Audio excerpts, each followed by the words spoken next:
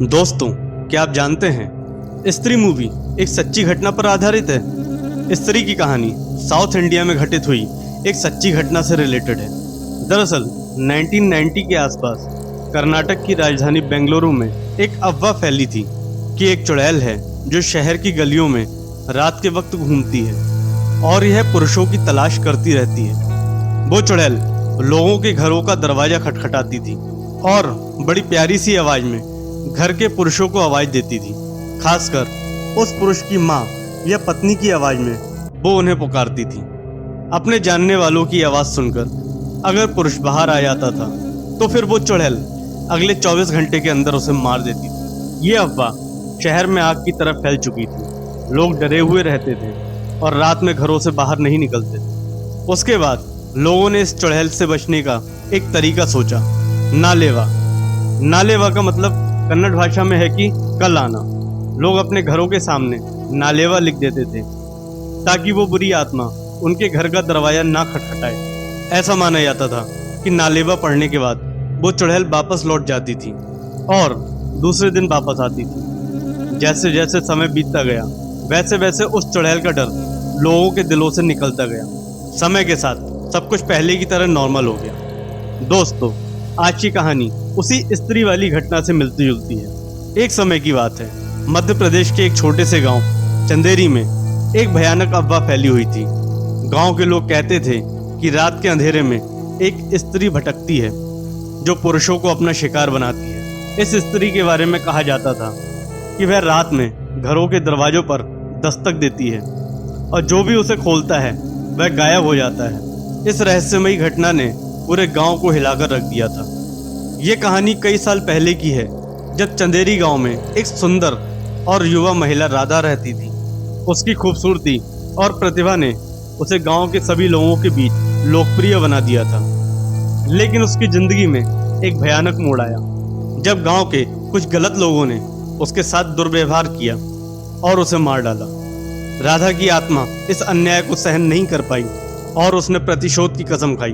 अब वह एक दुष्ट आत्मा बनकर रात में घूमती थी अपने उन अत्याचारियों की खोज में। गांव में सबसे पहली घटना एक रात हुई जब मोहन, गांव का एक युवक, देर रात अपने घर लौट रहा था।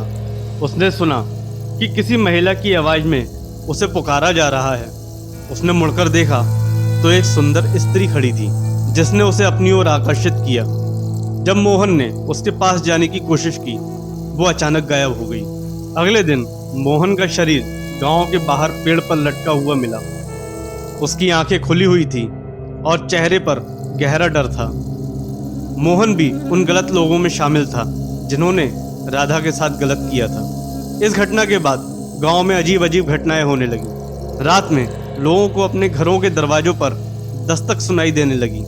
जो लोग दरवाजा खोलते वो गायब हो जाते और उनका शव अगले दिन गांव के बाहर मिलता। इन सभी शवों के चेहरे पर भयानक डर के निशान होते थे और ये लोग भी वही थे जिनकी वजह से राधा की मृत्यु हुई थी। गांव में खौफ का माहौल बन गया था और लोग डर के मारे रात में घर से बाहर निकलना बंद कर चुके थे। राधा की आत्मा ने अपने अत्याचारियों को खोज निकाला और उन्हें एक एक करके मार डाला। उनके शरीर गांव के बाहर लटके हुए मिले। उनके चेहरे पर वही डर का निशान था जो मोहन के चेहरे पर था। गांव के मुखिया ने तांत्रिक बाबा को बुलाने का फैसला किया जो तंत्र मंत्र की विद्या में माहिर थे। बाबा ने गांव पहुंचकर अपनी तंत्र साधना शुरू की। उन्होंने बताया कि यह आत्मा किसी पुराने अन्याय का बदला लेने आई है और इसे शांत करने के लिए एक विशेष पूजा करनी होगी। बाबा ने गांव के लोगों को एक विशेष अनुष्ठान की तैयारी करने को कहा। अनुष्ठान की रात पूरे गांव के लोग एकत्र हुए और बाबा के निर्देशानुसार पूजा शुरू की। बाबा ने विशेष मंत्रों का उच्चारण किया और राधा की आत्मा को शांत करने की कोशिश की। लेकिन अचानक हवाएं तेज हो गईं और चारों ओर बिजली की गड़गड़ाहट होने लगी। राधा की आत्मा ने प्रकट होकर पूरे गांव में दहशत फैला दी।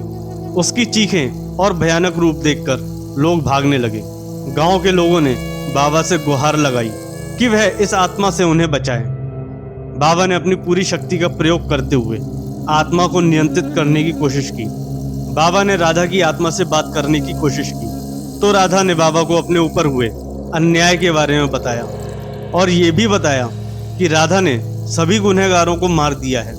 बाबा ने राधा से कहा कि जब तुमने अपने गुनहगारों को ख़त्म कर दिया है तो अब तुम भी चली जाओ। लेकिन राधा ने कहा कि वो गांव के सारे मर्दों को मार देगी। बाबा ने उसे शांत करने के लिए प्रार्थना की, लेकिन आत्मा ने बाबा पर हमला कर दिया और उन्हें घायल कर दिया।